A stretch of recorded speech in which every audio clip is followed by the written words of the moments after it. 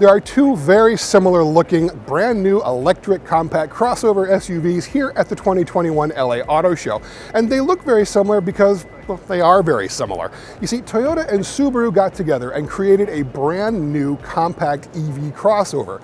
This is Toyota's version. This is the new 2023 bZ4X. And no, that is not the official catalog part number for the oil cap on an 82 Chevrolet El Camino. That is the vehicle's name. bZ is the new Toyota sub-brand called Beyond Zero, which also really doesn't make much sense because everything is Beyond Zero. Dodge Viper is Beyond Zero. Anyway, they look very similar because they are very similar, but there are some subtle differences that you can spot to tell the difference between this, the bZ4X, and the new 2023 Subaru Solterra. What are those differences? Well, let's take you through some of them. Visually, there are a couple of differences between the Subaru Solterra and the Toyota bZ4X. Now, yeah, the styling is very similar, but there are a couple of cues that will help you differentiate between the two. First of all, you got different headlights on the Toyota than you do on the Subaru, but the biggest difference is the fact that there's no grille on the Toyota. The bZ4X has a smooth front, whereas the Solterra, even though the grille is fake, actually has a grille with a Subaru badge in the middle of it. Now down the sides, these painted gray metallic panels are just molded gray plastic on the Subaru. Here they're actually painted, and I think they look pretty good. But between that, only the headlights and the taillights are really different. And the taillights on this one are also considerably different than they are on the Subaru. So if you look very closely, you can actually spot some differences between the two.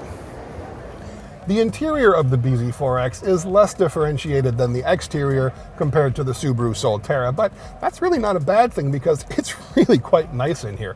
But it is very similar, right down to the dash fabric that looks good, but it looks pretty much the same as it does in the Subaru. Now, just like in the Subaru, there are two areas that really stick out at you the first time you sit down in this thing. The first is this instrument cluster. It's mounted so high in the dash that you actually look over the steering wheel instead of through it. That's pretty unusual, but it also means that it can also sort of double as its own heads-up display. You don't need anything projected onto the windshield because it's pretty much right there.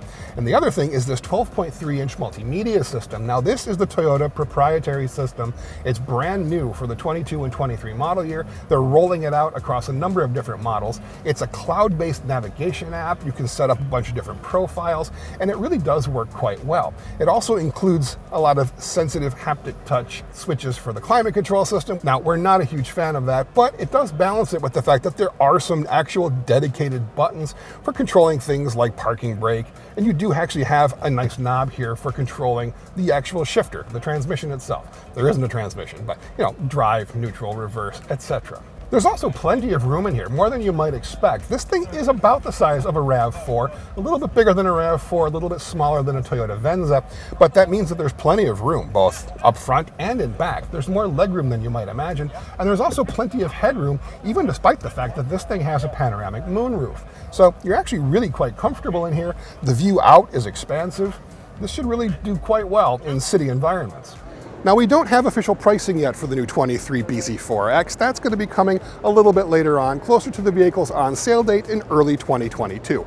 We expect it's going to start somewhere in the mid to high $30,000 range, but probably come in just a little bit less in terms of starting price than the Subaru Solterra because it doesn't feature that car's standard all-wheel drive.